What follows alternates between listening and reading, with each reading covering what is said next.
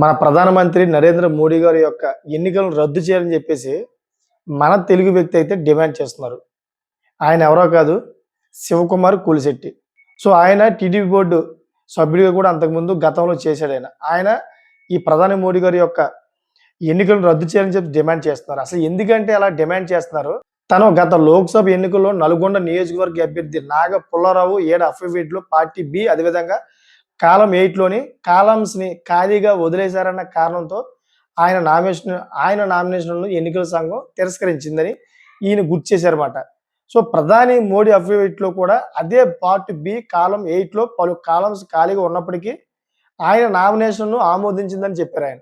మరి నాకు కూడా ఇలాగ తిరస్కరించింది కదా! మరి మోదీ గారి విషయంలో ఎందుకు మీరు తిరస్కరించట్లేదు అని చెప్పి ఎన్నికల సంఘాన్ని డైరెక్టర్‌గా ఆయన ప్రశ్నించారు.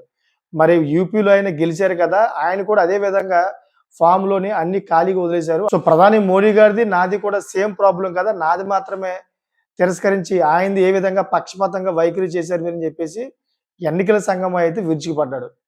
సో, ప్రెజెంట్ అయితే నరేంద్ర మోడీ గారు ఇజ్రాయెల్‌లో పర్యటనలో ఉన్నారు. ఆ ఇజ్రాయెల్ పర్యటనలోని ఆయన పార్లమెంట్‌లో కూడా ప్రసంగించారు. పార్లమెంట్‌లో ప్రసంగించిన తొలి ప్రధానమంత్రిగా అయితే రికార్డ్ చేశారు.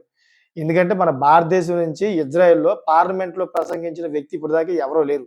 తొలి ప్రధానిగా అయితే ఆయన రికార్డ్ చేశారు. అదేవిధంగా ఆయన ప్రపంచంలోనే ఎక్కువ ఫాలోవర్స్ కలిగిన మొట్టమొదటి ప్రధానమంత్రిగా కూడా ఆయన రికార్డ్ చేశారు. ఇటువంటి వ్యక్తి గురించి ఈయనైతే ఈరోజు ఈ డిమాండ్ చేశారన్నమాట. ఏమని? యూపీలో గెలిచారు కదా! ఆయన. యూపీలో గెలిచిన ఏదైతే ఎన్నికల సభ్యత్వం ఉందో అదంతా కూడా రద్దు చేయాలి. ఈ ఏదైతే అఫిడవిట్ ఉందో అఫిడవిట్ పార్ట్ బి కాలంలోని ఈయన చాలా మటుకు ఖాళీలు వదిలేశాడు. నేను కూడా సేమ్ అలాగే వదిలేశాను. సేమ్ తనను కూడా రద్దు చేయాలి. నన్ను ఎలాగైతే రద్దు చేశారో అలా కూడా తనను కూడా రద్దు చేయాలి. తన ఎన్నికలన్నీ కూడా రద్దు చేయాలని చెప్పి డిమాండ్ చేస్తున్నాడు.